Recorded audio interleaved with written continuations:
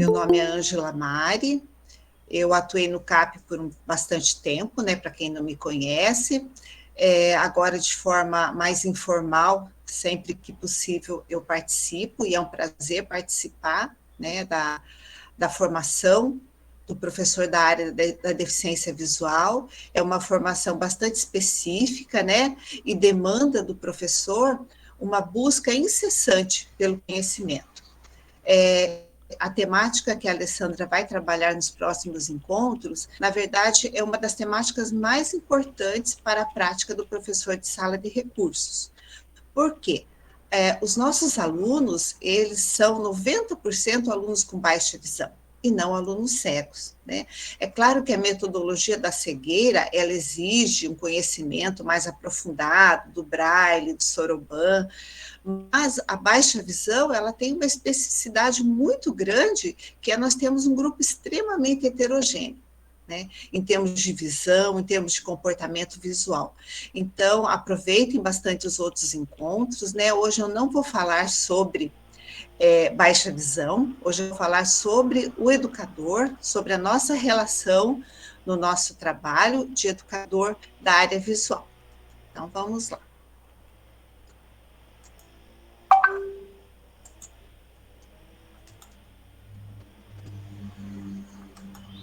Bem, espero que esteja certinho aí para vocês, né, o slide.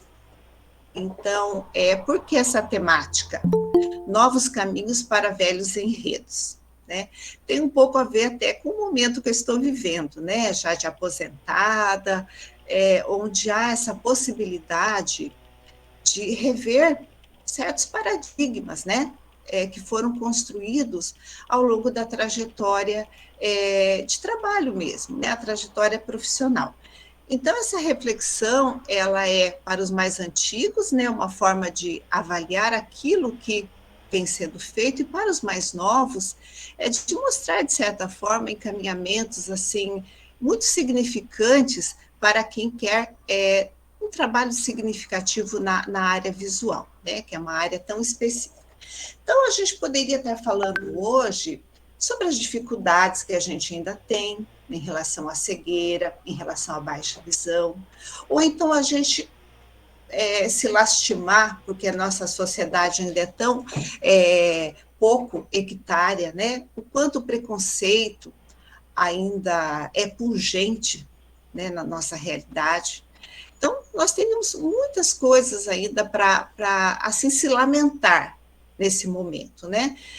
E isso é um debate recorrente, não é verdade? A gente fala, mas ainda aquele professor ainda não aceita o aluno, aquela família rejeita o uso da bengala, etc, etc. Né? A gente poderia desenvolver um debate por aí, né? Ou então, a gente poderia, nesse momento seria bastante propício, né? A gente se lastimar pelos imperativos econômicos, científicos e técnicos, né? Ou seja, a dificuldade que os nossos alunos têm de acesso ao mínimo que eles precisam, a um óculos mais especializado, a um processo de ampliação de tela mais tecnológico, né? Ou então nós poderíamos falar, por exemplo, que nós também não temos todo o aparato que nós gostaríamos, né? A nossa escola não tem nem máquina braille, não tem isso, né? Poderíamos também debater sobre isso, né? Mas hoje eu pensei em falar sobre outra coisa, né? Porque esse debate, ele acaba sendo um círculo entorpecente de pensamentos queixosos que, na verdade, eles estão fora do nosso alcance, né? Que bom se nós pudéssemos mudar a realidade dos nossos alunos, que bom se nós pudéssemos mudar a nossa realidade concreta, né? Onde tivéssemos mais dispositivos para trabalhar com os nossos alunos, uma internet melhor, etc, etc. Né? Então, a gente hoje vai trabalhar num debate um pouquinho diferente, né? Um debate mais interior, para que nós consigamos, de repente, fazer uma autoavaliação, né? Daquilo que tem sido a nossa relação com o nosso objeto de trabalho, que é a pessoa com deficiência visual. como está essa interação nossa enquanto educador e educador com as suas demandas, né? Que eu não vou falar aqui, mas todos sabem, né? E o aluno com suas demandas. Então, como conciliar essa relação de uma forma que seja interessante, de uma forma que seja produtiva. Então, essa é a proposta para nós hoje.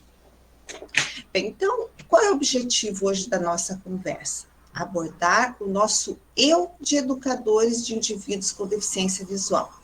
Buscar novos caminhos para velhos enredos. Ou seja, se nós retomarmos historicamente o debate a respeito da educação de pessoas com deficiência visual, ele já é bastante antigo, né? Se pensarmos em termos de décadas.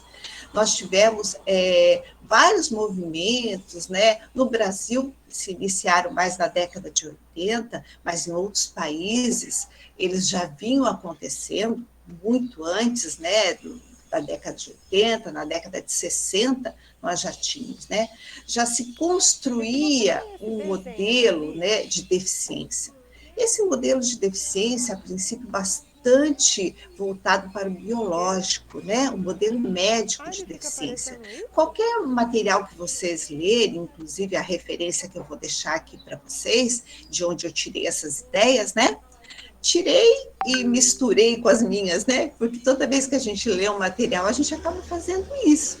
A gente lê e transforma aquilo, passa por um processo dentro de nós, onde as nossas implicações, as nossas vivências vão construindo esse novo conteúdo. Então, as ideias aqui hoje vêm de um material que eu li e das minhas experiências, né? Então, qualquer material melhor, assim, uma tese, um artigo um pouquinho mais aprofundado, vocês vão encontrar ali detalhando esses passos, né? Que é o modelo médico de deficiência e o modelo social.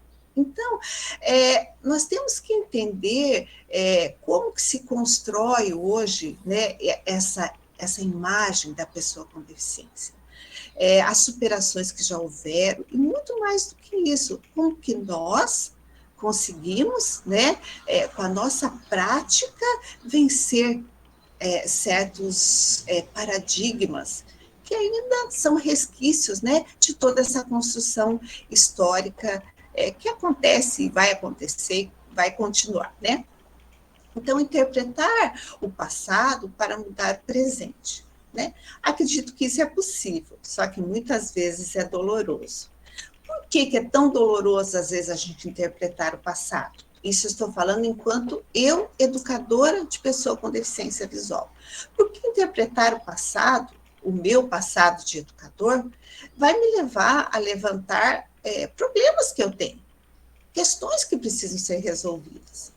Sem nenhum pudor, eu posso falar para vocês de questões que eu consigo ver, né, do meu passado, que eu gostaria de ter superado com mais eficiência. Por exemplo,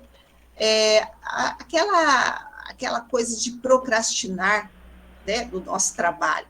Amanhã eu faço. Depois eu faço. A minha vida toda eu lutei contra isso na minha prática, né, de trabalho. Então, muitas vezes são questões nossas, né, que nós sabemos que precisam ser superadas, e às vezes é conflituoso você lidar com isso, né? Como eu gostaria de ter feito menos julgamentos em relação ao meu aluno, né? Não tirar já conclusões precipitadas nos primeiros encontros, ou julgamentos em relação à família. Então, interpretar isso é uma forma de nós lidarmos com esse sentimento, né, de mudança mesmo. O que eu gostaria de mudar, o que eu gostaria de transformar, né, para que realmente a minha prática mudasse, né, o meu fazer pedagógico fosse transformador. Bem, qual que é o nosso grande desafio, ao meu ver? Entender os processos de construção dos sentidos com os quais o sujeito cego opera a experiência da cegueira em sua vida. Aqui eu estou usando o sujeito cego, mas é o sujeito com deficiência visual. Esse é o nosso grande desafio. Não é apenas dominar metodologias.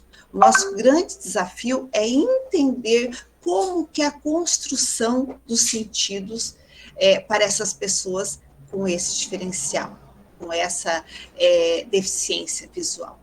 Como que é a experiência de vida de um indivíduo cego? Como que é a experiência de mundo de um indivíduo com baixa visão? Né? Esse é o grande desafio.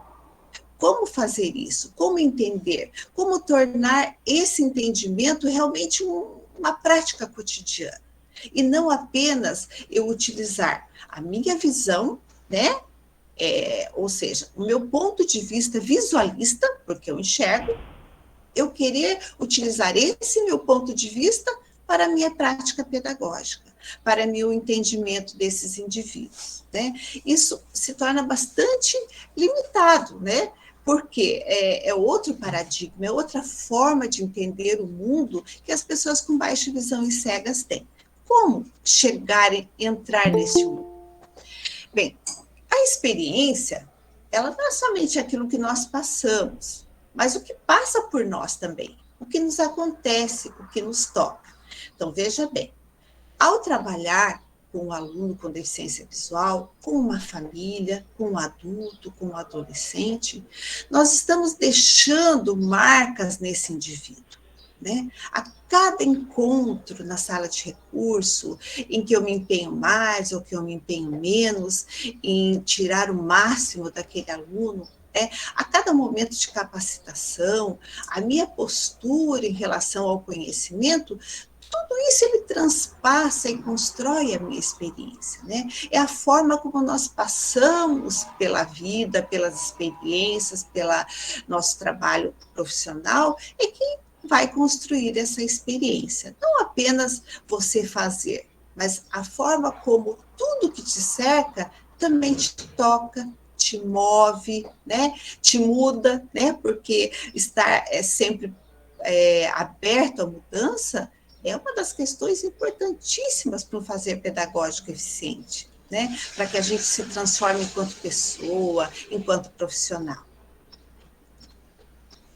Experienciar é atravessar, saborear, deixar-se tomar pelo conhecimento e por ele ser atravessado.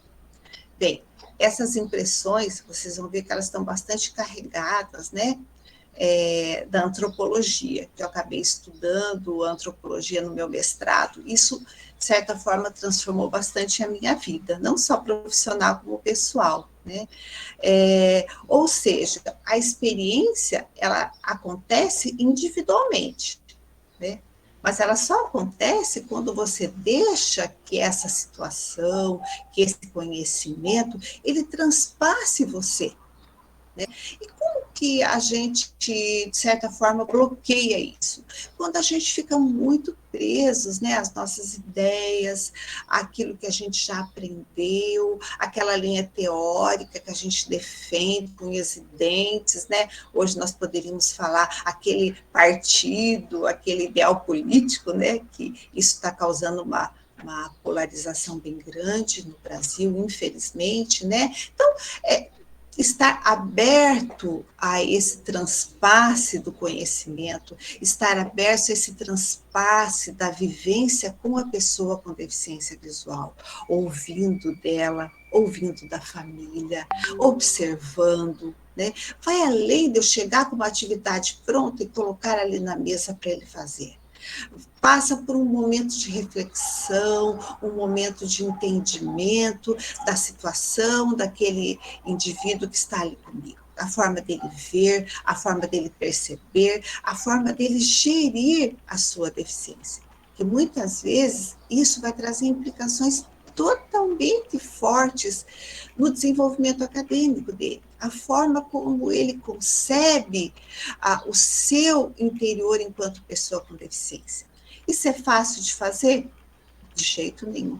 Dificílimo, né? Dificílimo de fazer. Então, desejar apaixonadamente esse entendimento, essa experiência que a gente está passando naquele momento em que eu estou com o meu aluno, naquele momento que eu estou com uma prática pedagógica voltada para indivíduos com deficiência visual.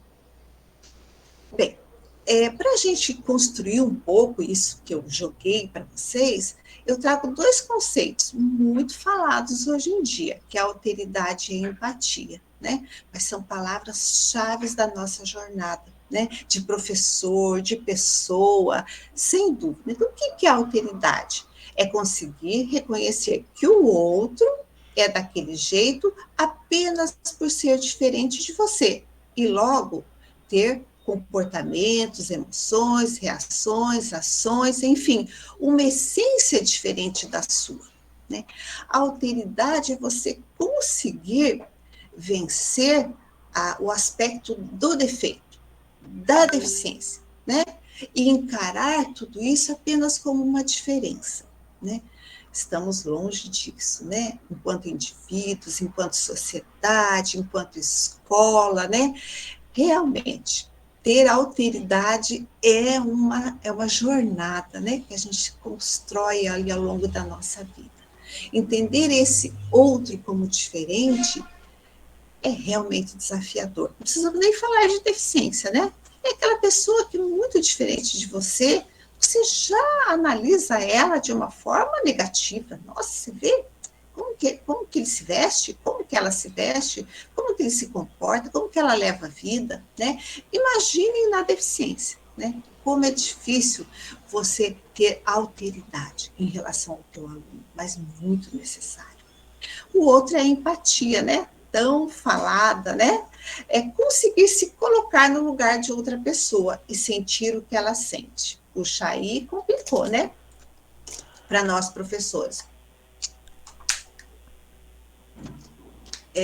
Se colocar na pessoa com deficiência realmente é um processo extremamente trabalhoso e requer, ao meu ver, bastante contato com as pessoas, né? Que são diferentes de nós, pessoas com deficiência. Muita conversa, muito respeito àquela diversidade, né? Só é possível ter empatia quando você para ouvir o outro, você para ver o outro, você para perceber o outro.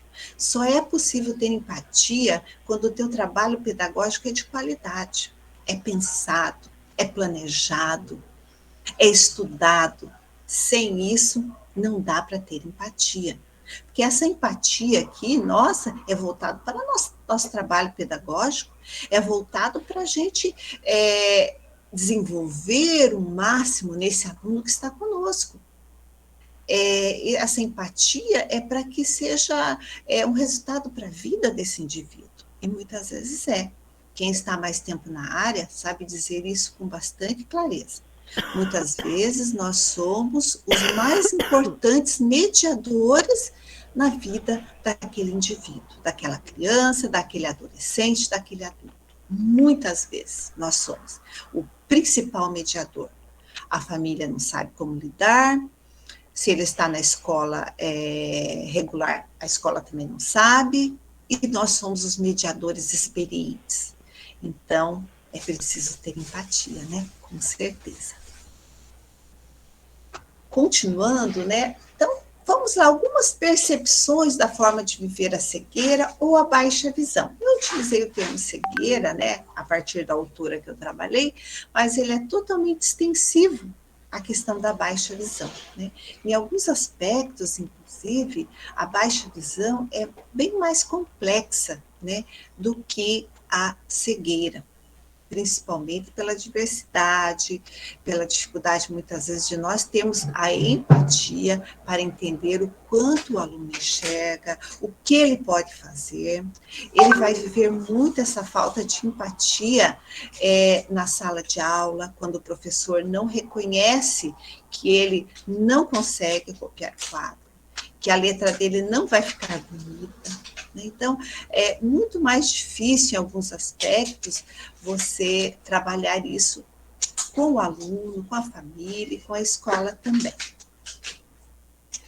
Bem, não há uma cegueira única, não há uma deficiência visual única. Seus efeitos são determinados por uma complexa rede de aspectos que envolvem e configuram a experiência coletiva de seres humanos e também a forma como cada pessoa lida com as forças desta rede, né?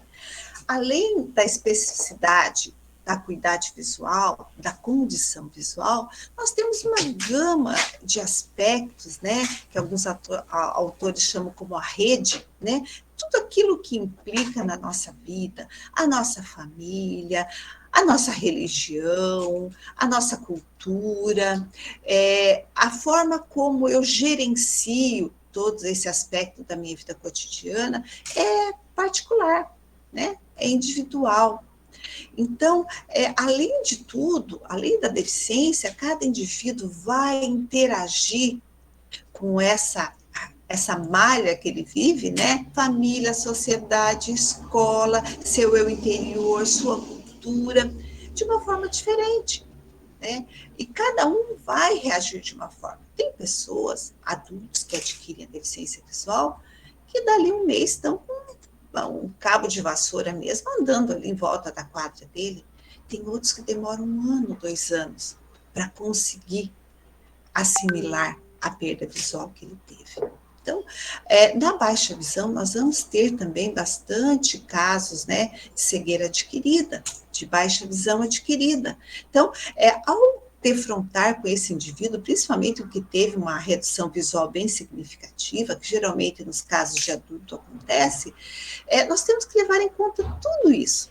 Na hora de selecionar o material que nós vamos trabalhar com ele, né? Na hora das nossas conversas, tudo tem que ser entendido dentro dessa malha que ele vive. A sua construção familiar, social, religiosa, inclusive, né? Para que a gente não afronte ninguém com a nossa postura. Então, não tem como nós colocarmos ali aquilo que nós queremos para esse indivíduo, mesmo a criança, né? Nós temos que investigar qual é o interesse dela, para partir daí, para nós tornarmos o mais prazeroso possível a estimulação visual, o acompanhamento escolar que seja, né? Ouvir as narrativas das pessoas com deficiência visual, seus fragmentos de vida, nos revelarão a fragilidade e a grandiosidade da existência humana. Que espetáculo que é poder ouvir os outros, né? Eu trabalhei muito com adultos, né? Muito, sempre. Nos meus 40 anos de trabalho, eu sempre tinha um aluno adulto, né? Que experiência maravilhosa, né? Conhecer, conversar, e que produtivo que é quando você para ouvir a história dele inicialmente, para depois você propor um trabalho pedagógico. Que riqueza, né? E assim é com pesar que muitos dos que passaram por mim já até se foram, né? E outros que ainda hoje, né, me mandam uma mensagem do dia de aniversário, né? Então, essa forma de você conceber o outro com deficiência, ele passa por esse ouvir a narrativa, ouvir a história, conhecer quem é esse indivíduo, né? Você vai descobrir, assim, coisas espetaculares em relação a essa pessoa, né? Que maravilha, que pessoas espetaculares que você tem ali, para você intervir, para você atuar nela, né? Então, é necessário ouvir, né? Com certeza.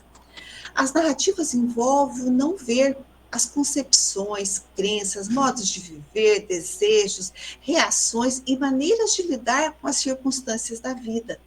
Expõe feridas que podem se transformar em cicatrizes. Parece até que estamos falando de nós mesmos, né? E estamos, né? Estamos falando de pessoas, estamos falando de indivíduos, né? Então, veja bem, na relação tua com o teu aluno, nós temos 2 indivíduos interagindo, cada um dele trazendo, né, todo esse complexo de sentimentos, de percepções, né?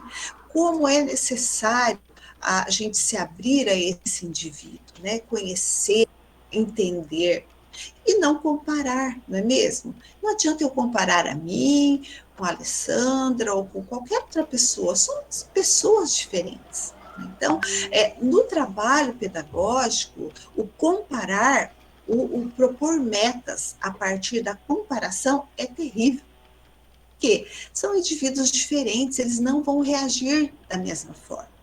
Eles não vão utilizar aquela proposta que você tem de trabalho do mesmo jeito.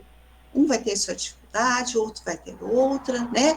Outro vai ter uma vivência, outro às vezes está carregado já de vivências em que ele foi taxado como incapaz. Então, com esse indivíduo eu tenho que ter todo um cuidado para que eu não gere nele muita ansiedade, né? Para que eu gere nele produtividade. Né? E assim é com os pequenininhos também, né? Com os alunos de baixa visão. Conhecer a família, conversar com as mães, ela vai te trazer assim um suporte muito grande para o teu trabalho. Né? Eu lembro que eu tinha um aluninho que terminava o atendimento e eu ficava ali com a mãe, às vezes, meia hora, quando já tinha passado 40 minutos, conhecendo aquela mãe, a demanda dela, e ali podendo dar pequenas sugestões para ela em casa, criando um laço, criando um vínculo, né, com essa família também. Nossa história de vida, nossas inquietudes são a força motriz para seguirmos em frente. Ouvir atentamente, profundamente a pessoa com deficiência visual nos mostra as possibilidades de que nossa prática pedagógica faça a diferença. Será que não é esse o nosso grande objetivo? Sempre que a nossa prática pedagógica faça a diferença? Será que a gente consegue entrar assim mais profundamente nos nossos sentimentos e fazer essa pergunta? Minha prática pedagógica está fazendo a diferença? Se não está, o que eu posso fazer para melhorar? Pode ser que esteja fazendo não por minha culpa, não é verdade? Mas no que cerne a mim, o que eu posso melhorar? O que eu posso transformar? Que conhecimento me ajudaria? Né? E aqui não adianta receitas, né? A receita só funciona quando é um bolo único, né? Aqui nós não temos isso, nós temos vários indivíduos. Então, ter atividades, tudo isso ajuda, mas tem que, além disso, esse conhecimento individualizado daquela pessoa, da sua relação com o mundo, ele vai criar, né, uma prática que faça diferença. Eu acho que esse é o objetivo de cada um, né? Uma prática pedagógica que faça diferença. Passar 10 anos, você vê aquele indivíduo e fala, poxa, que bom, né? Que bom que eu participei de alguma forma, né? Eu tenho prazer de ter essas experiências, né? Há pouco tempo, uma jovem que foi aluna minha, por muitos anos, e, na verdade, eu queria, meu objetivo com ela é que ela fosse muito mais longe academicamente. Ela acabou nesse percurso aí, né, nessas suas relações, essas suas inquietudes, ela não avançou, não foi para uma faculdade, né? E se passaram muitos anos disso. Daí um dia ela me mandou no Face uma mensagem, uma jovem, já uma mulher hoje, né, cega, ela escreveu um texto muito longo para mim. E nesse texto ela dizia assim, professora, que até hoje eu sou professora para ela, eu só tenho um sentimento na vida, de não ter ouvido os teus conselhos lá atrás, quando você me dizia que era importante estudar, e outras coisas que nós conversávamos, né? Aquilo me chocou profundamente, né? E a minha palavra para ela foi, todas nós cometemos erros, todas, todo mundo, eu cometi vários na minha vida. Vamos consertar, vai em busca do teu objetivo, é fazer uma faculdade? Vai em busca dele. Né? E foi uma conversa assim, de uma profundidade muito grande. Né? Aquela adolescente, lá de 20 anos atrás, se colocava agora enquanto uma mulher que avaliava a intervenção que eu fiz lá atrás e que ela poderia ter aproveitado mais. Né, dessa intervenção. E me tirou um pouco aquela frustração também que eu tinha em relação a ela. Puxa, eu não consegui fazer a diferença, que ela conseguisse o melhor dela. Ela tinha muito mais para produzir e não chegou até lá. Então, são experiências assim, extremamente fortes, né, na vida profissional da gente. Algumas questões relevantes para levarmos em consideração nesta nossa conversa. Então, vamos lá. Não precisamos negar as particularidades e os limites da cegueira ou da baixa visão como estratégia de afirmação das capacidades das pessoas cegas. Ou, no sentido oposto, afirmar exageradamente suas diferenças como barganha de condições especiais para se ter direito à vida. Esse é um ponto que as pessoas com deficiência visual, se vocês ouvirem mais atentamente a narrativa delas, elas vão dizer: nós não queremos ser tratados nem como coitadinhos, nem como super-heróis. Nós não queremos, né? A exaltação de nossas capacidades, de usar um celular, de fazer qualquer coisa. Não, nós queremos ser vistos por nós mesmos, com os nossos defeitos, né? Com a nossa forma de viver individual, para além da deficiência, né? Então, esse é o ponto principal, né? Que nós temos que ver o indivíduo com deficiência como um indivíduo apenas, e lutar por isso, sem expor a deficiência dele, que muitas vezes isso acontece na nossa sociedade ainda, a exposição da deficiência, né, do defeito, isso não leva a nada, isso é ruim, né? E nós temos também, por outro lado, o outro extremo, né, de achar que tudo que ele faz é maravilhoso. Né? Isso supera, ele é cego, mas olha o que ele faz. Isso é horrível. Né? Temos que vencer esses dois extremos, essas duas pontos de polarização que nós temos ainda na sociedade e na nossa prática pedagógica. Né? É importantíssimo vencermos isso. Atende para mim. Lutar contra a lógica de vitimização que perpetua a ideia de cegueira como tragédia, sendo a marca identitária desse grupo. Vamos acabar com isso, né? Cegueira não é tragédia, cegueira não é tristeza, deficiência visual não é incapacidade, né? Nós temos que levantar essa bandeira, nós enquanto educadores, né? Sempre trabalhando de forma natural com o nosso aluno. É dessa forma que nós conseguimos isso, né? Sair desse círculo de vitimização que ainda acontece, né? Nas salas de aula, então, a gente percebe muito isso, né? Nas famílias, muito também, né?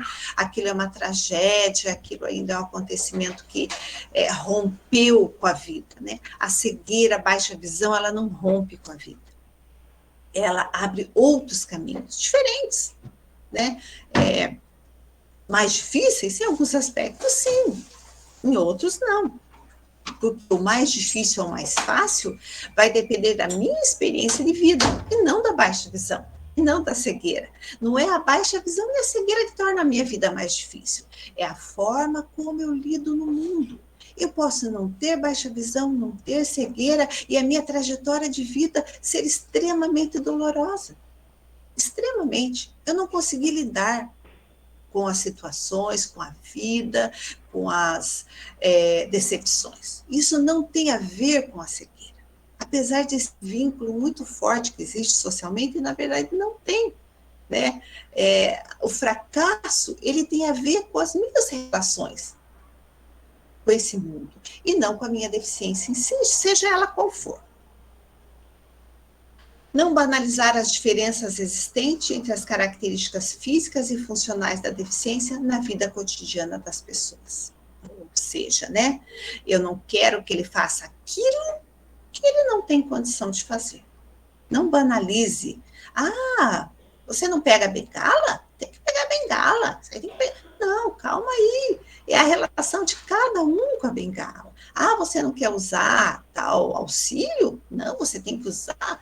Isso aí é bobagem, né? Não banalizar nunca. Não é nem a pessoa com deficiência visual. Não banalizar nenhum indivíduo, né? Isso é uma experiência assim, excepcional para a gente mudar, né, as nossas relações com o mundo, com as pessoas. Né? Então, a banalização da deficiência também é uma questão a ser superada, principalmente na sala de aula, não é verdade? O professor não pode banalizar a necessidade do nosso aluno com baixa visão, aquilo que ele precisa para a sua escolarização.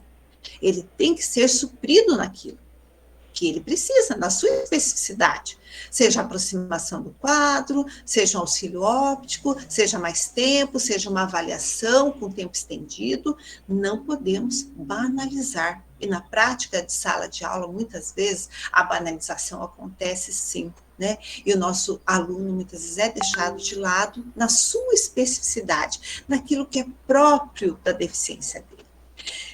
Estaria o nosso atendimento especializado ainda impregnado de visão biologizante da cegueira, da baixa visão, como tragédia, pela lógica médica da deficiência, que tende a homogeneizar a todos pela naturalização da deficiência? Né? É uma pergunta para vocês. Será que o nosso atendimento reforça esse caráter biologizante, em que o defeito é o foco, e não o indivíduo, e não a sua capacidade de superação, e não as possibilidades práticas de intervenção que ele precisa? Ele não tem capacidade de enxergar o quadro. Espera aí, não é capacidade, ele não tem acesso ao quadro. A partir do momento que ele tem acesso ao quadro, ele tem acesso ao conteúdo, não é verdade? Então, aqui são os suportes necessários para que ele chegue lá, né? É uma visão muito diferente do foco no defeito. Ah, ele não consegue, ele não pode, ele, né? Ele tem essa patologia, ele tem aquela, né? Aqui já fica um alerta, né? Que a Alessandra vai falar no curso, mas, por favor, não se detenham aquilo que a patologia apresenta. Indivíduos são diferentes, eles reagem às patologias de forma diferente.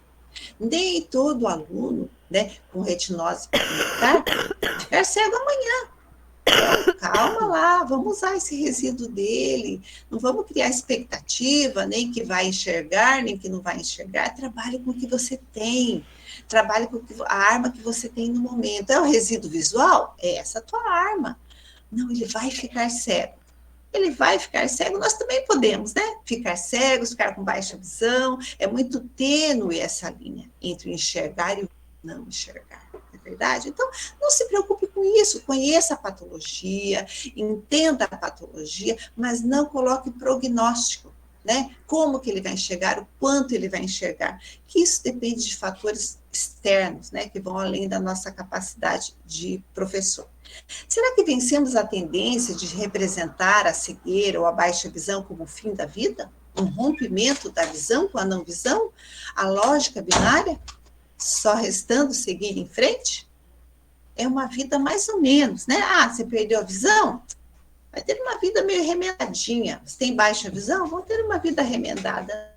Não, é uma vida plena, é uma vida completa. É uma vida diferente? É uma vida diferente, com outros instrumentos que você vai precisar, mas menos eficiente, menos complexa, de jeito nenhum. Ela vai ter toda a gama que você quiser. Na tua vida pessoal, você vai até onde você quiser, na tua vida profissional, acadêmica, né? Os exemplos estão aí, pena que ainda são raros, né? De pessoas que se destacam, mesmo tendo deficiência. Que fosse isso uma rotina, né? Mas isso tem que ser entendido dentro da nossa condição social que nós vivemos, né? Aqui no Brasil, aqui no nosso país, são poucos os jovens, né, com e sem deficiência, que conseguem chegar a um nível acadêmico mais elevado. Então, os nossos alunos estão nesse grupo. Eles têm as mesmas demandas que os outros. Então, nós não podemos também querer que todas as pessoas com baixa visão se desenvolvam plenamente. Todos os jovens se desenvolvem plenamente? Não. Então, essa na verdade, é uma realidade baseada no todo, e não na pessoa com deficiência. O jovem cego não lê. Espera aí, mas os nossos jovens leem? Não, também. Né? Então, esse entendimento também faz parte de vencer essa visão biologizante da deficiência. Não é preciso uma relação de oposição entre os dois extremos, desse abismo que separa a vidência e a cegueira, ou a vidência e a baixa visão. Não temos esses dois extremos, né? Nós temos uma gama de relações que contemplam essas duas situações, né? É difícil para nós isso? É difícil. São anos de emaranhado de preconceito, de emaranhado de visões deturpadas da cegueira, da baixa visão, da capacidade dos indivíduos diferentes, da falta de empatia. rebeldia, da falta de alteridade. Então, não é tão simples assim vencer tudo isso. Não precisamos negar as particularidades, os limites da cegueira como estratégia de afirmação das capacidades das pessoas cegas, ou afirmar exageradamente suas diferenças. Esse já foi, né? Então, ou seja, aquilo que eu já falei, não, eles precisam sim do suporte, como nós precisamos, não é verdade? De suportes para fazer aquilo que nós nos propomos. Nós precisamos de um notebook, nós precisamos de caneta, de papel. A pessoa cega precisa do braille, a pessoa de baixa visão precisa de um caderno adaptado, de um instrumento de ampliação, seja tecnológico, seja no papel, não é verdade? Questionar o permanente assujeitamento de si mesmo à vontade de terceiros muitas vezes se configura em uma forma de dependência, invisibilizando as pessoas cegas e de baixa visão. Não queremos pessoas que se assujeitem àquilo que dizem para elas. Não queremos alunos na escola que aceitem não fazer atividade, que aceitem que o coleguinha leia para eles o tempo todo, porque não tem o material ampliado. Assujeitamento é a bandeira a se vencer. Né? Nós queremos indivíduos que não se assujeitem, que tenham a sua capacidade de construir a sua própria história, dentro da sala de aula, dentro da família, dentro da sociedade. Né? A dependência, ela também vem dessa forma, quando você impõe uma coisa para aquele indivíduo, que ele não quer, né? Só porque você é o professor. Não. Criar indivíduos que briguem por essa independência, né? Que não se assujeitem àquilo que apresentam para ela. Talvez seja necessário encontrarmos outros modos de enquadrar a cegueira, diferente desses, cegueira e não cegueira, visão e não visão, ou baixa visão e visão normal. Temos que ter outras formas, né? Ainda há uma persistência regular de conteúdos estigmatizantes no discurso das pessoas que enxergam, em relação às pessoas cegas de baixa visão, mesmo após décadas de políticas de conscientização. Ainda é forte, ainda é trágico, né?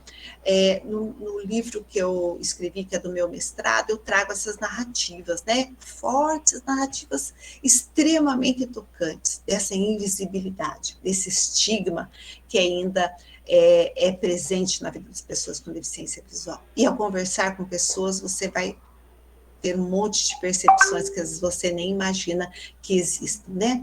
Temos o compromisso, enquanto educadores de pessoas com deficiência visual, de desestabilizar aspectos estigmatizantes, principalmente a hostilidade disfarçada, mascarada, por intervenções piedosas, que marcam os corpos das pessoas cegas a partir dos limites da ausência e os reproduz como corpos defeituosos e falhos. Como é difícil, né? Como a gente percebe isso ainda, né? O olhar, um olhar de compaixão, esse olhar de compaixão é estigmatizante, né? A hostilidade disfarçada, é quando o indivíduo cego está ali, você está conversando, mas você não inclui ele na tua conversa, você mostra para todo mundo na sala uma coisa, a pessoa cega não está vendo, fica lá, deixadinha de lado. Isso são comportamentos, né? Hostis. Né? São comportamentos que a gente tem que parar, analisar e ver como eu posso melhorar, como eu posso transformar esse comportamento. Reinventar o conceito de cegueira e baixa visão desvinculada da política de negação da vida, que sustenta as descrições culturais do não ver apenas como tragédia, incapacidade, dependência e sofrimento. Romper de vez com isso, cegueira não é sofrimento, baixa visão não é uma infelicidade que aconteceu, é uma mudança de paradigma, uma mudança de vida, que precisa, sim, de reformulações. Mas como trilhar esse novo caminho? Como que a gente pode vencer para nós mesmos, na escola, na família, essa forma de ver? Não tem resposta pronta para essa indagação, né? Apenas trilhas a serem seguidas. Uma delas diz respeito a voltar-se à condição humana, para reafirmar a crença na possibilidade de um vir a ser, em que todas as vidas sejam apreendidas e reconhecidas como vidas vivíveis. É isso, né? Todos podem, todos conseguem, de um jeito, de outro, com aparatos diferenciados, mas todos conseguem. ok?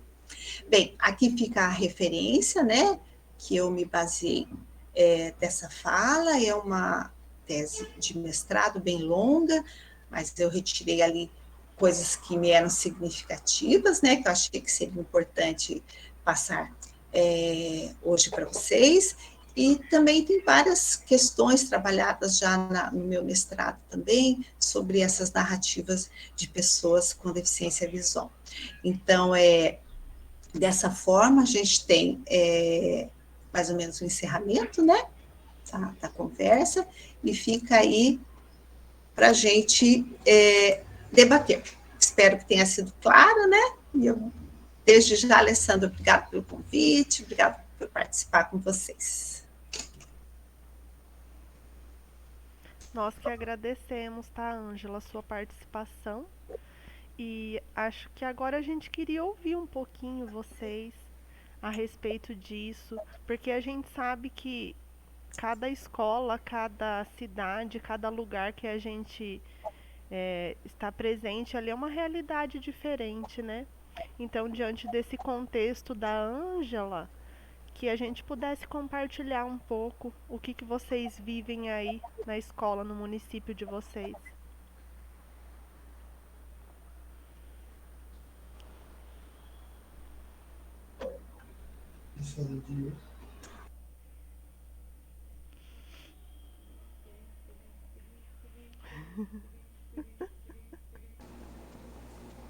Oi. Eu acho que eu tenho bastante experiência, né? A Gilvânia também, estou vendo ela aí agora, trabalhando na área de deficiência visual. É bem o que a Ângela acabou de falar, né? É aquela coisa das pessoas. Você está com um cego do seu lado, né? E a pessoa, ao invés de perguntar para o cego, perguntar alguma coisa em relação à pessoa cega para a gente, né? Tem muito isso mesmo. As pessoas acham que a pessoa que é cega também não ouve, né? Aí a gente tem que ter sempre aquela fala, né? Pode perguntar para ele também ouve, né? Pode perguntar para ela.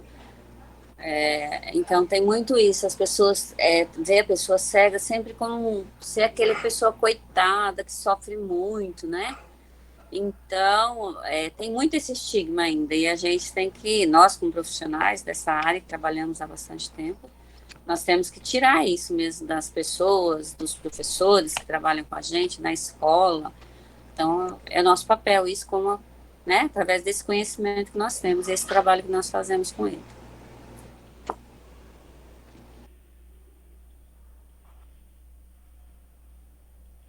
E eu acho que aí, né, Márcia, não entra nenhuma questão de julgamento mesmo em si. Porque é claro que existem várias possibilidades e acontece de tudo, né? Mas eu prefiro pensar que assim, é a ignorância mesmo, sabe? É o não saber. Então eu não sei como abordar, eu não sei o que fazer, então eu não faço.